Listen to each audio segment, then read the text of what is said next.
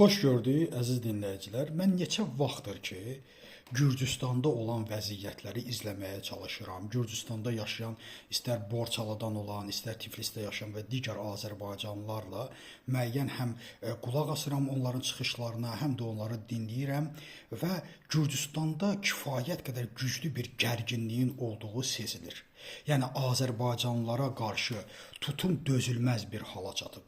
Bir neçə gün bundan qabaq bilirsiniz, bir Azərbaycanlı döymüşdülər, amma bu günlərdə isə artıq sıranı, cərgəni pozan bir gürcü gəlir, deyirsən kimsən, birinci mən qabağa keçəcəm, mən gürcüyəm, sən kimsən? Baxın, illərdir bəlkə Gürcüstanla olan münasibətlər yaxşı olduqda belə, mən deyirdim ki, nəyin bahasına olursa olsun, biz Göyçədə etdiyimiz səhvi, Zəngəzurda etdiyimiz səhvi, Yerevanda etdiyimiz səhvi etməməli. Əlbəttə, o dövrdəki insanları günahkar hesab etmək olmaz. Çünki hələ biz 86,6 min kvadrat kilometr ərazimizi qoruduqsa da Rusiyanın dövründə bu böyük bir hadisədir. Çünki o dövrdə bizim heç bir imkanımız, heç bir siyasi gücümüz yoxdur ki, mərkəzdən gələn, Moskvadan gələn əmrləri yerinə yetirməkdən başqa yolumuz yoxdur.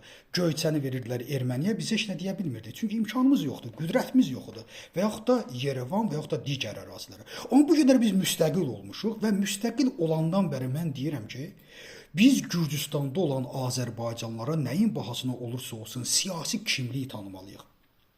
Biz onlar üçün heç olmasa imkan yaradıb bir partiya yaratmalıyıq. İnanın mənə, mən millətlərə qarşı pis deyiləm, amma inanın Gürcülər kifayət qədər ermənidirlər.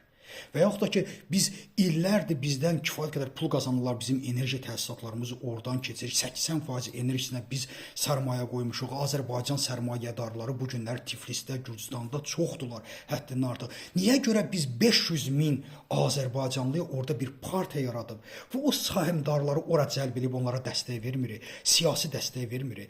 Nə vaxta qədər ki, Gürcüstan Avropa meyilli idi, Saakashvili və digərləri vardı, bir insan hüquqları məsələsi vardı. Azərbaycanlılar əzilmirdi. Amma mən sizə bir söz deyim.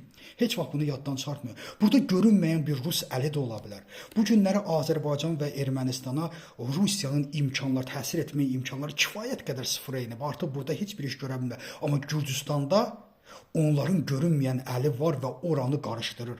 Ola bilsin ki, bütün bu hadisələr Rusiya kəşfiyyatı tərəfindən həyata keçirilir. Bu heç də danılmazdır, qaçılmazdır, amma nəyin bahasına olursa olsun.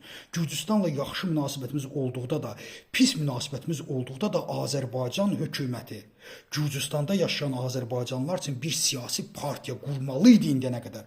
Qurmayıbsa çox böyük bir səhv etmişik. Biz bunu qurmalıydıq. Oradakı Azərbaycanlılar da nəhayət siyasi mənada təmərküzləşməlidir, birləşməlidirlər. Əgər istəmirsinizsə 500 min Azərbaycanlı qaçqını Yerevandan qaçıb Azərbaycana gəldiyi kimi Tiflisdən də, Gürcüstandan da qaçsın. Bunu indidən edin. Onların siyasi kimlikləri olmalıdır. Hansıca Gürcü Azərbaycanlı sevmir, cəhənnəmə sevsin. Sevmirsə muxtariyyət verər və yaxud da parçalanar, öz Qarayazı, Borçalı muxtar vilayətini yaradar.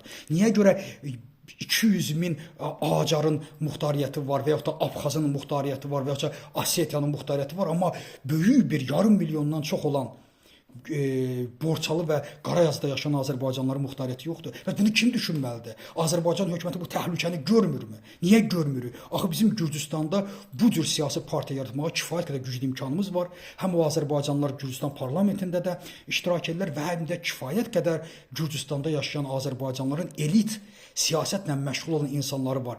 Biz nəhayət bu barədə düşünməliyik və Gürcüstanda Azərbaycanlıları təmsil edən siyasi bir partiya qurulmalıdır. Təşəkkür ederim diqqətinizə görə.